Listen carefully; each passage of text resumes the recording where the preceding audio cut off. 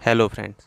आज के वीडियो में हम बात करने वाले हैं, अगर आप एक अच्छा घर बनाना चाह रहे हैं मॉडर्न तरीके से, तब आपको कुछ बातें हैं जो ध्यान रखना चाहिए। मैं आप आज को 7 बातें बताऊंगा। अगर आप इनका ध्यान रखेंगे तो आपके घर में पहली चीज़ खर्च नहीं बढ़ेगा, दूसरी चीज़ आपका घर जो है बहुत ही बेहतर बनेगा। अब होता क्या है, सबसे पहले हमें ध्यान रखना होता है प्लिंथ लेवल को लेकर। प्लिंथ लेवल किस चीज़ पर आपका डिसाइड करते हैं हम, तो ये चीज़ ध्यान रखिए। आपका अगर मान लीजिए घर जो बन रहा है वो काली मिट्टी में है या फिर कॉलोनी में, जैसे कि एक प्लॉटिंग हो जाती है और उस प्लॉटिंग की जगह में अगर आप लेआउट कर दिए हैं और फिर आपके घर बन रहे हैं, तो वो काली मिट्टी जो होती है या फिर यहाँ पर दूसरी तरह की मिट्टियाँ भी हो सकती, लेकिन आपको रोड नहीं बनी है तब रोड के अकॉर्डिंग आपको प्लिंथ लेवल लेना पड़ता है। लेकिन अगर कोई कॉलोनी है और वहाँ पर रोड का जो लेवल है ऑलरेडी दिया गया है, तब आपको रोड के लेवल से डिसाइड करना होता है, क्योंकि सभी जो घर हैं कॉलोनी में, अगर मान लीजिए 20, 25, 50 घर बनेंगे, वो रोड के अकॉर्डिंग ही अपना लेवल लेंगे। दूसरी बात, पोर्च।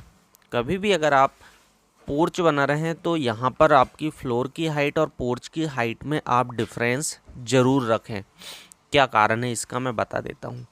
अब मान लीजिए मैंने इससे पहले आपको बताया था कि कॉलोनी और एक खेती की जगह या फिर एक खाली जगह कॉलोनी में है, और कॉलोनी में अगर आपकी रोड बनी हुई है तो आप अगर प्लिंथ का लेवल 2 फीट रखते हैं और पोर्च भी 2 फीट रख लिए आपने, तो समस्या क्या होती है, आपको कार जो है वो पार्क करने में बहुत ज़्यादा दिक्कतें जाती। इसलिए जो पोर्च पार्किंग का हिस्सा है आपका, उसे आप नीचे रखें। लगभग आप 1 सवा फीट नीचे रख सकते हैं, 1.5 फीट भी नीचे रख सकते हैं, अकॉर्डिंग टू योर कंडीशन या सिचुएशन कह सकते हैं। दूसरी चीज़, अब अगर काली जगह में है या जहाँ पर कुछ ऐसा रोड वगैरह नहीं है, तो यहाँ पर आपकी जो ज़मीन लेवल रहेगी इससे आप ऊपर रखें, थोड़ा सा मार्जिन रखें अभी फ़िलहाल के लिए, जिसमें आपका रैंप बन जाए और आपकी गाड़ियाँ आसानी से घर में चली जाए। तीसरे पॉइंट पर बात करेंगे विंडो। जब भी आप विंडो का जो लेवल ले रहे हैं, तो विंडो के लेवल की हाइट जो है इसका विशेष ध्यान रखें। आज के समय में या फिर एक आधुनिक और मॉडर्न घर में अगर हम बात करें विंडो की हाइट की, तो आपकी 2 से 2.5 फीट रखते हैं। कुछ जगह आप इसे अगर फर्स्ट फ्लोर पर जाते हैं तो 6 इंच से 1 फीट भी देखेंगे, और अगर यहाँ पर आप फ्रंट डोर वगैरह यूज़ कर रहे हैं तो आप इसे 0 लेवल पर भी पाएंगे। लेकिन अगर मैं ग्राउंड फ्लोर की बात करूं, तो ग्राउंड फ्लोर पर आप इसे लगभग एक आइडियल 2 फीट पर रख सकते हैं, जो कि एक ठीक ठाक आपके लिए रहेगा। अगर यहाँ पर किचन की बात करें, तो किचन की जो आपकी विंडो है इसे आप लगभग 3.5 फीट हाइट से रखें, क्योंकि यहाँ पर आपकी टाइल्स आने वाली है। कुछ स्टोरेज वगैरह की जगह आप अगर चाह रहे हैं तो वो कर देते हैं, और यहाँ पर इसकी हाइट जो है आप इस हिसाब से रख दीजिए कि आपका नीचे किचन का प्लेटफॉर्म बन जाए। अब बात करूँगा चौथे पॉइंट पर कि टॉयलेट के ऊपर के बॉक्स की। क्या करते हैं अक्सर लोग, टॉयलेट के ऊपर बॉक्स बनाते हैं, जो कि बहुत ज़्यादा गलत है। अगर यहाँ पर अब आपको गीज़र लगाना है तो आप गीज़र नहीं लगा सकते, बाहर लगाना पड़ेगा।